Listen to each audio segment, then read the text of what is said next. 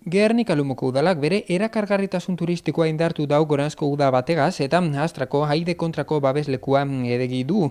Garagarrian eta abuztuan 17.400 bisitari baino gehiago izan dauz turismo bulegoak, 2024an baino 7,1 gehiago. Gernika Lumoko turismo bulegoak balantze positiboagaz itxi dau beraz Garagarria eta abuztua. Esan bezala 17.400 bisitari hartatu dauz, iazko aldi berean baino 7,1 gehiago, eta kopuru absolututan 1.251 pertsona gehiago igaro dira udal zerbitzutik. Euskadi osoak udan bizi izan dauen Goranzko joeraren isla da, eta hazkundea batez be estatuko gainerako herrialdeetatik etorritako bidaiariek osatu dabe. Madril, Valentziako erkidegoa eta Andaluzia dira autonomia erkidego nagusien zerrendaburuak, eta guztira 953 bisitari gehiago izan dabezela azaldu dau Gernika Lumoko udalak. Fluxu horri, nazioarteko turisten eta Euskal Herriko hainbat lekuetatik iritsitako txangozaleen gorakada txiker bat gehitu behar jakola ere gaineratu du udalak, eta oroimenerako gune bihurtutako babeslekuan kopuruetatik haratago udak garrantzi handia izan dauela azaldu dabe. Astrako haide kontratu babeslekua publikoari edegi dute hain zuzen ere.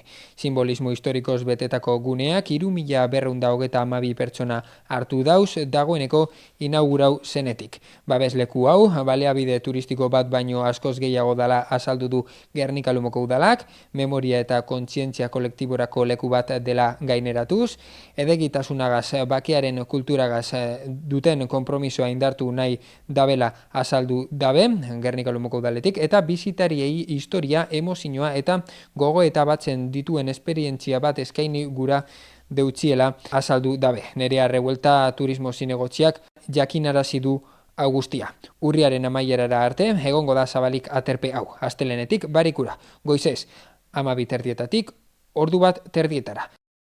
Txanda bakotxean 35 lagunentzako lekuan egongo da. Eta sarrerak irubebikoitza.gernikainfo.eus webgune ofizialaren bidez baino ez dira erreserbatuko Gernika Lumoko udalaren arabera. Revuelta karrera ona izan dauela ere ospatu dau, erantzunak euren itxaropenak gainditu dituela azalduz, Uribilduaren kultura eta hezkuntza eskaintza zabaltzen jarraitzera animatzen duela esanez, eta bultzatu nahi duten turismoa pertsonak Gernika Lumoko historiagaz eta laikotasunagaz lotzen direnak direlako. Datu horrek ikusita eta proposamen barriak finkatuta, Gernika Lumo Euskadiko turismo kulturalaren erreferentzia poloetako bat dala aipatu dabe, eta bertan, zifrekin batera, iraganera begiratzeko konbitea egiten dabela esan dabe, oraina ulertzeko.